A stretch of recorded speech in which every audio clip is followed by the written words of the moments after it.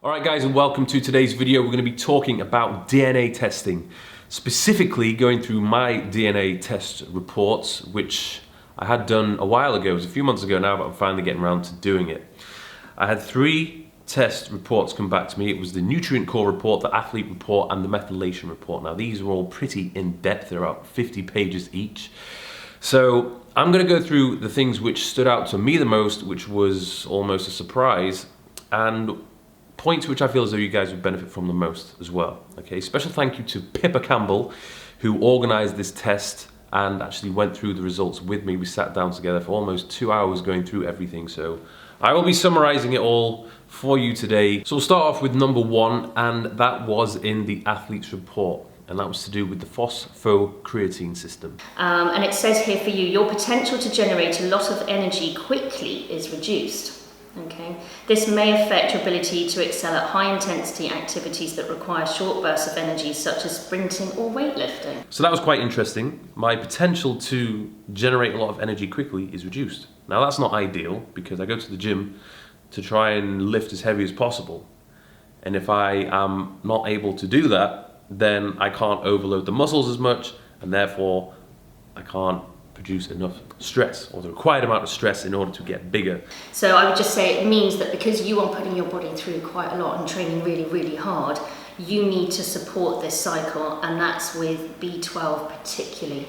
Okay, B vitamins found in meat will actually be really good for you. And it may also suggest that I would benefit more from having more carbohydrates earlier on in the day to help support this system and to improve my performance in the gym. Okay, so beforehand, having proteins and fats in the first half of the day may impair my ability to lift as heavy as I possibly can do in the gym. And it might also be quite interesting to see, well, if you are the type of person that does have a superior phosphocreatine system, then is your need to supplement with creatine monohydrate and things like that as high as someone like me? So this one here says, your muscle fiber is slow twitch dominant. Your muscles can work for a long time without tiring.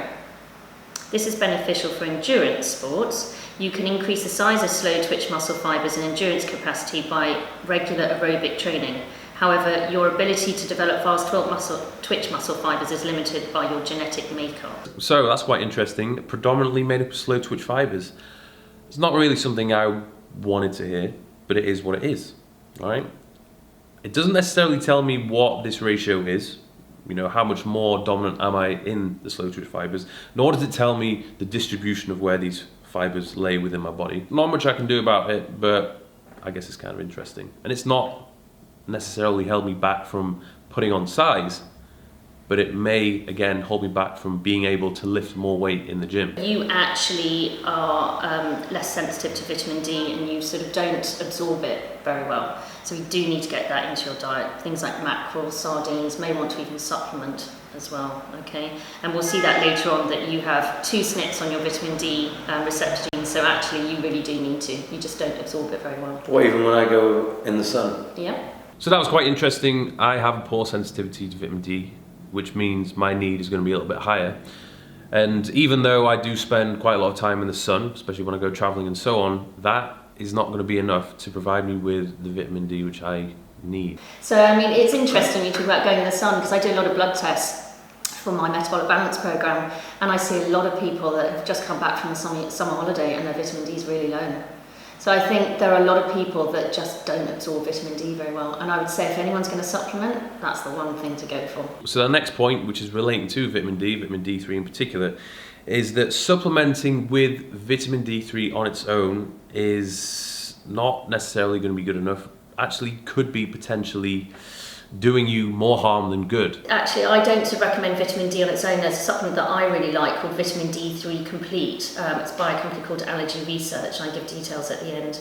And it's got A and K in as well, because sometimes people take too much vitamin D and then that depletes vitamin A. So I know it's like, I mean, you want things in a balance.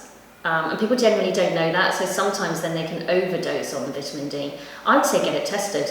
This is just what the genetics say, right? If I have, which I believe I have, been eating the foods which are high in vitamin D, then maybe my need for supplementation isn't necessary, okay? The only way I'll know for sure is if I actually get my blood work done and actually get readings of what my vitamin D levels are. Oxidative stress. This is showing that you are actually perhaps more at risk of oxidative stress, which is it's like a car that goes a bit rusty, okay? So if you're training really hard, if you're overtraining, it could make your cells get a bit rusty, because let's face it, it's really good to exercise, but what you're doing is you're putting your body through quite a lot. And it means that for you, you're more likely to produce this oxidative stress, so this being a bit sort of rusty cell, shall I say. So that means there's an increased need for antioxidants to fight those free radicals. So you want the good stuff to fight the bad stuff, to sort of clean yourself up again. For someone like me, I'm not pushing myself to those extremes, so it's slightly different, but you are training really, really hard. So your needs are greater than someone who isn't training as much. The whole issue with oxidative stress was brought up again in the nutrient court on page 11 when it's discussing glutathione.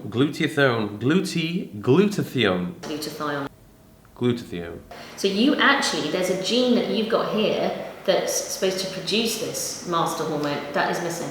You just don't have it. So it's no activity, the gene is absent.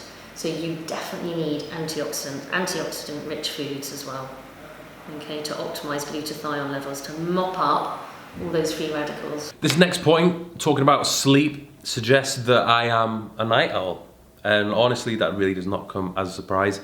I'm not a morning person. I find it hard to wake up early on a morning. I don't feel as though there's much I really want to do, say, or talk about when I wake up first thing in the morning. It takes me a while for me to get going.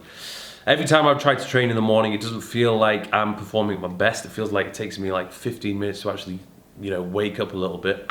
So you might be that person as well. You might be a night owl. If you are a night owl, then peak performance is going to be later on in the day. Now, I would imagine the majority of the population is somewhere in between, but there will be the outliers where they are early birds or they're night owls.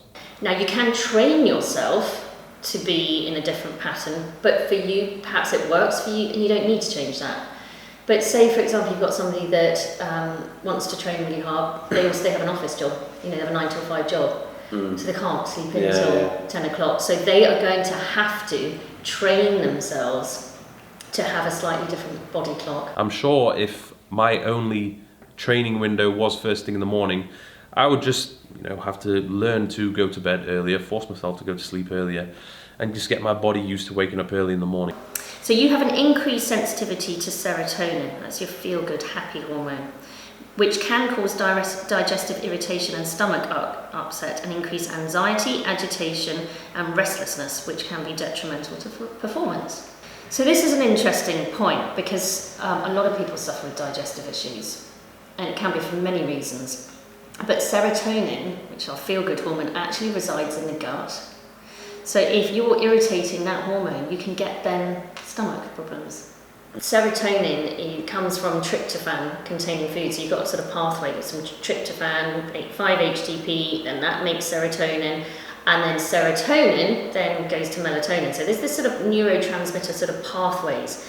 So for you, what you don't want to do is increase this serotonin around, because it's going to cause issues for you, could cause digestive issues.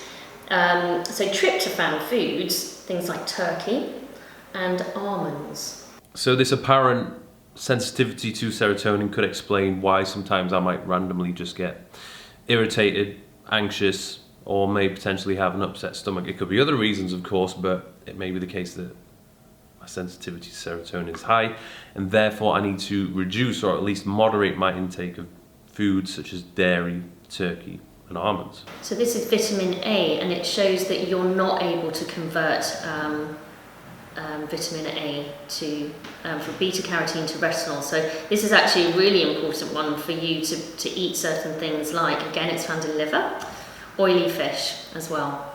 So it might be one you want to supplement, but also increase those different oily fish that we talk about, mackerel and sardines. The next one, B12, apparently I have a low absorption rate of B12 and my need for it is naturally going to be higher than the average Joe. So it says you've got reduced satiety and increased preference for calorie-dense, sweet and high-fat foods.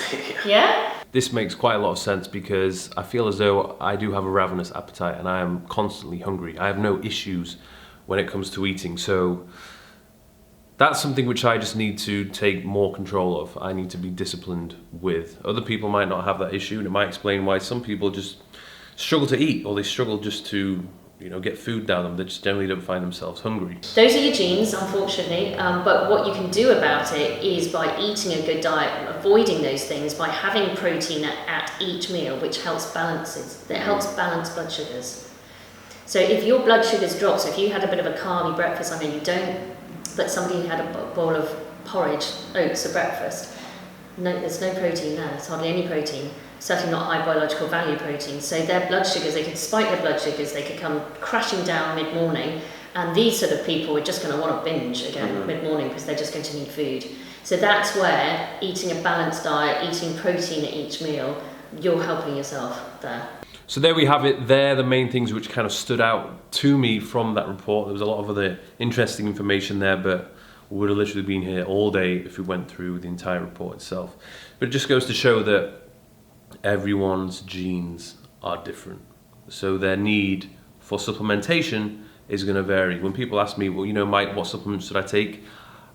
I don't know enough about you to make suitable recommendations. That's why it's worth you doing these types of tests, or even getting your blood work done, so you actually know what it is that you yourself need. Now, after that report, Pippa did give me a personalized recommendation in terms of supplements, which you can see on the screen. I am going to try quite a few of these out. I've already got the vitamin D3 complete. I haven't got the CoQ Gamma E or the NAC enhanced. I've got the B12, I've got the magnesium. The Pro Greens I've been taking anyway with the bulk powder supplement which I have. And the stamina caps, again, is something which I'm going to look into. Do I need them? You know, it's not necessarily at all that I take them or need them, but I would imagine if I do take all of these when she's specified for me to take them, it is going to help with my performance and with my recovery, particularly when it comes to that whole oxidative stress, because that is something which I believe I do suffer from. So thank you very much, Pippa, for going through all that information with me. If you want to find out more about her, check out the link in the description that will take you to her website. If you've got any questions, write them below. I'll try my best to get back to you. Thanks for watching. Give it a thumbs up if you enjoyed it. I'll see you guys soon.